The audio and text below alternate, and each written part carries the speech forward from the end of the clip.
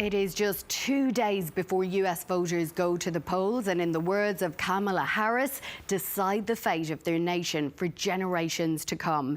If the polls are to be believed, the race for the White House remains neck and neck.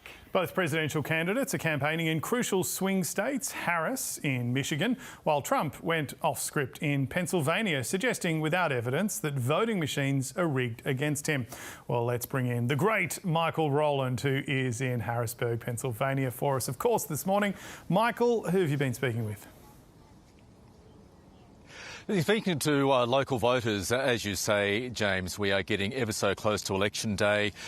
Photo finish, razor thin, down to the wire. We're running out of ways of describing what is a contest that is so close, confirmed today by another spate of opinion polls, one from the New York Times, showing voters in this state were evenly split between Kamala Harris and Donald Trump, and NBC News polls showing both candidates pretty much dead even as well in national stakes as well. Pennsylvania is a key state, probably the most important swing state. It was the state that was the deciding state back in 2020 when the election was called. The result was called here in Pennsylvania 3.5 days after Election Day in 2020. That meant Joe Biden emerged as the victor over Donald Trump, but he did so by pulling just over 1% lead over Donald Trump. Ever so small. 2016, Donald Trump won this state by less than 1 percentage point, and it's expected to be as close this time around. I've spent the weekend chatting to voters and local community figures to get their views on who they're voting for, but also, importantly, the key issues in this campaign. And front and centre, as is the case in most parts of America, the economy, cost of living, still too high prices in the supermarkets are the key issues, the key concerns facing so many voters.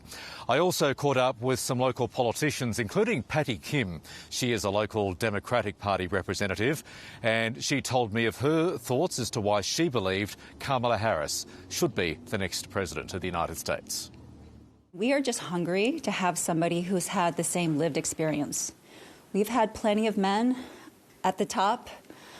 It is time. I think the United States is way behind in terms of putting a woman up at the top. We have South Korea, Germany, Chancellor.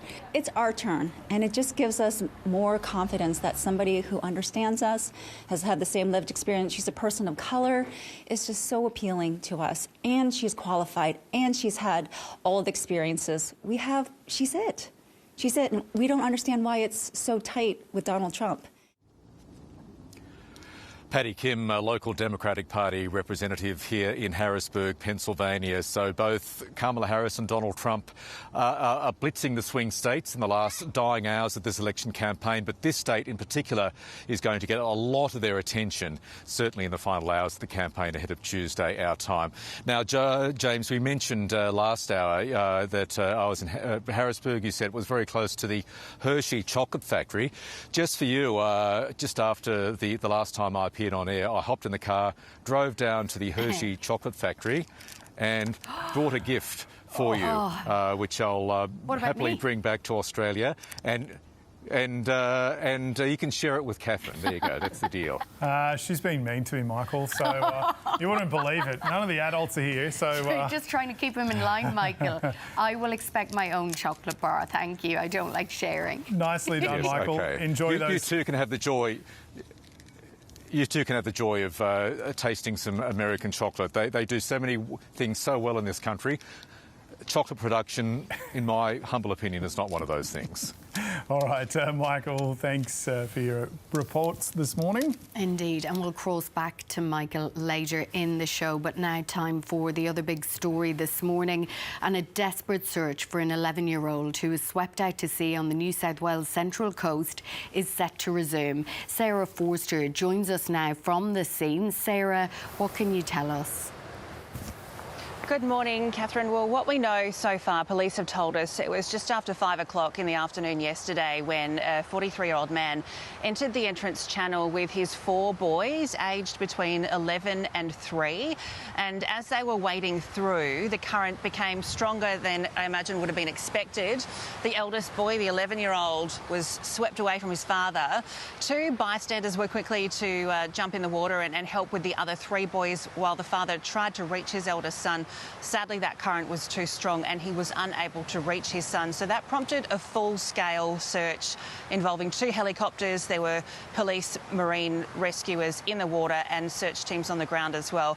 That search continued until nightfall and it had to be suspended. Sadly, there was no sign of the boy until that time. Now, the search crews have regathered at the Entrance Surf Lifesaving Club where we are this morning. They are about to resume that search. There's been some jet skis in the water already and they're about to take to the water again, holding hope that there will be some sign of the little boy.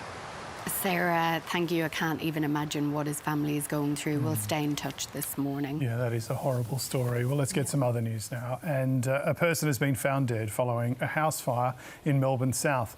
Fire crews were called to the blaze in Frankston South shortly before 7 last night. A body was found inside the home after the fire was extinguished. The cause of the blaze is not yet known. Angry flood survivors in Spain's Valencia region have thrown mud at King Felipe during his visit. Authorities say at least 210 people were killed during last week's flash floods. Locals have been angered by the slow pace of the official response, with the clean-up carried out mainly by residents and volunteers. The royal couple cut short their visit to other flood-affected regions after the incident. The Israeli military has revealed it carried out a ground raid into Syria, seizing a Syrian citizen it alleges was involved in Iranian networks. It is unclear exactly when the operation took place, with the IDF saying it occurred in recent months. WA is making a pitch to pinch tradies from other states. The state government is offering relocation bonuses of $10,000 to help ease labour shortages and drive down construction costs. The WA opposition, meanwhile, has proposed $500 million for an infrastructure investment fund, which it says will help boost the state's housing supply by 100,000 properties. And the hardest part, that's a pun, might be avoiding a fall at a Melbourne gig. Coldplay frontman Chris Martin is the latest superstar to fall through the stage at a major Melbourne venue. The 47-year-old appeared to take the plunge in his stride during the band's show at Docklands last night. It was a bit like Olivia Rodrigo, 321. She lost her footing at Rod Laver Arena last month.